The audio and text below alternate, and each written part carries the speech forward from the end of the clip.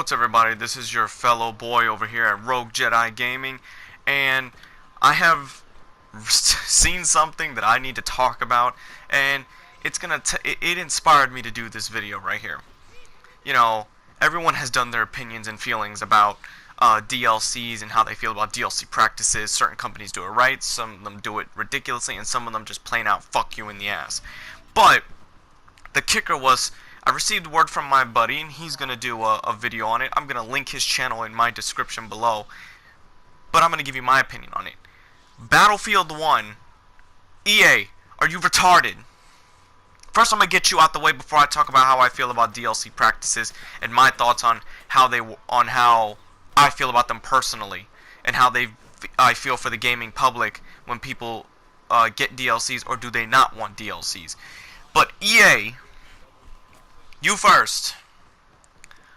Why are you making a collector's edition of Battlefield 1 that comes with a lot of shit but the fucking game itself? What kind of sense is that? I don't know, either you or the people over at Destiny. I don't know who is worse with their DLC practices. I mean, I could give you one thing, at least you give us a full complete story mode, unlike fucking Destiny, and they're gonna be referenced in this video as well. But you first. Why? The point of a collector's edition is to give us the damn disc, a season pass, and all the collectibles. But no, you gotta probably pay an extra 200 something for this collectible just to probably get the game, the disc, and the season pass, and everything that should have came in the first collector's edition. Really? Have you lost your shit? Have you lost your bonkers? You already fucked up once with Battlefield 4, and it took a year for you to get that right. You fucked up with Battlefield Hardline. You're 50-50 with Star Wars right now. Because initially, I didn't like the idea that they took out all the shit that was in it. But the content that is added in now, like Bespin, Outer Rim, and soon the Death Star, I'm actually enjoying myself, and I got back into it, and I am slightly forgiven. Not just because it's Star Wars, but I forgave it for the content that I was given, and I'm entertained by it, and I'm actually having a good fucking time. Now, how I felt about when I played the beta, how I'm thinking, okay, maybe Battlefield, EA can turn this around. You know, not fuck us over. You already have shitty servers on a fucking beta, when those should have been your practice routes. Damn it. Now, come on. We're already gonna buy the game. Some of us who enjoy Battlefield, and Battlefield fans, yes, you're gonna buy the game. But think about it. Is that really worth it? Is the collector's edition really fucking worth it? You getting your ass dicked by EA. Okay? And I didn't, but the last time I went all out for a Battlefield game was Battlefield 4, because Battlefield 3 I got into very late on PS3, but had to enjoy it, and I was like, you know what? Okay. And then I played Battlefield 1943 or 1945, whichever one it was called, the World War II setting one, and then I was like, okay, you know what? If I have another game that can replace COD or give me the same feeling, it's Battlefield. Battlefield 3 I loved, Battlefield the World War II one I loved.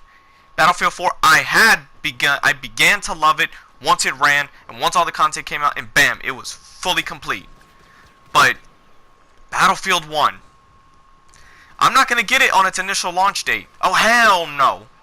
Hell no. I'm going to give it a month or two, because I want to see if the servers, I want to make sure the servers are probably working by the time I start playing. And I'm not going to buy no collector's edition. Buying the disc and probably buying the season pass is enough. It's a fucking enough. Jesus Christ. I mean, that's my part on EA. Now I'm going to talk about fucking Destiny's bullshit ass. They released the game 3 times. The first time, which was a 1/3 of a game, not even a complete fucking game. See, this is where Destiny holds the king of fucked up DLC. What are they called?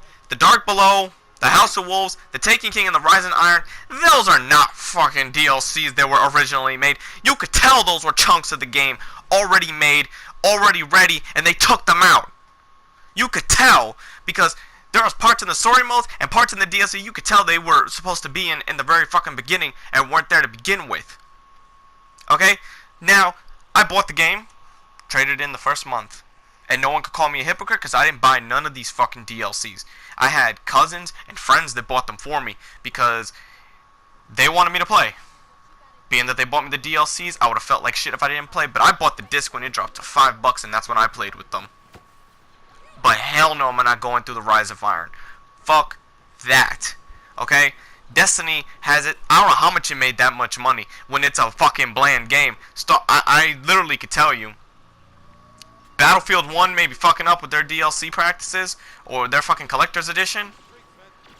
But Destiny, you are still the fucking king of retarded DLC practices. I mean, seriously. I don't understand who the fuck plays that game. I can't understand. You must have some fucking head problems playing some damn Destiny. Now, look, I'm not talking about the casual fans who play it. You know, I'm not talking shit about you. You'll play it every now and then, you know, just because you need to play it. I'm talking about those hardcore fans that say Destiny is the greatest game on fucking earth. Because it is not. That game is just a low-life piece of shit. I mean, they had the nerve to release the game again with the Taken King DLC to give you everything. Then they did it again with the Rise of Iron.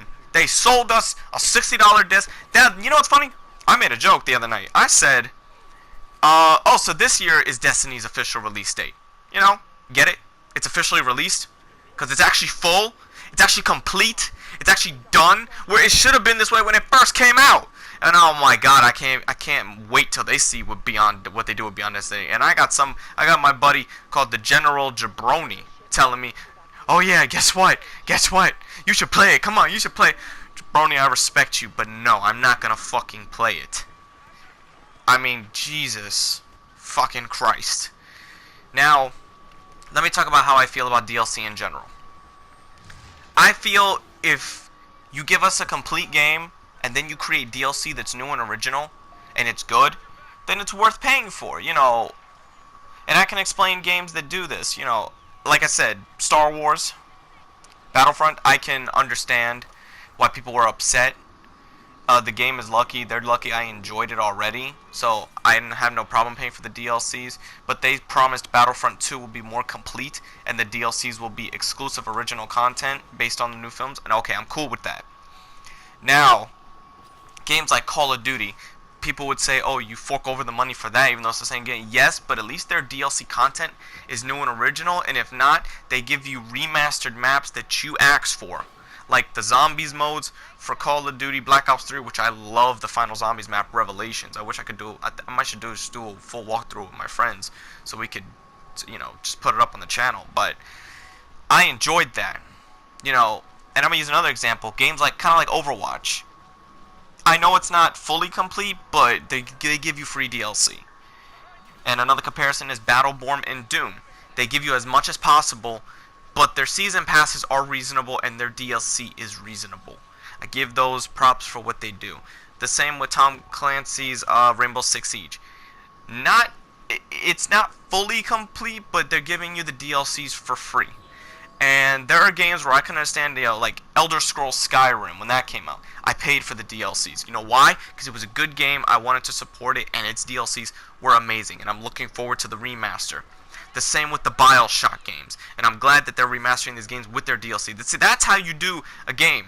Don't remaster it several different times like Destiny did, all in the same 2 fucking years. Or 3 years. I don't know how long that game's been out. I forgot. But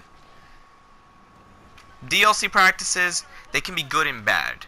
They can be good and bad. It just depends on how you feel, how you are as a gamer, how you feel about playing with DLCs. Now me, sometimes I'm 50-50 with DLCs. I can like them and I don't like them. I wait for them to either drop in price. You know, it's my personal preference on what I pay for. Same with yours. You can have a personal preference. If you're a hardcore fan of a game, even though people will question why you are, you know what? Just go for it. Play your game. You know, you're not hurting anybody. Granted, yes, some people will see you as having questionable choice making, but no disrespect. But DLC practices, overall, I feel they're good, and then sometimes they're not good.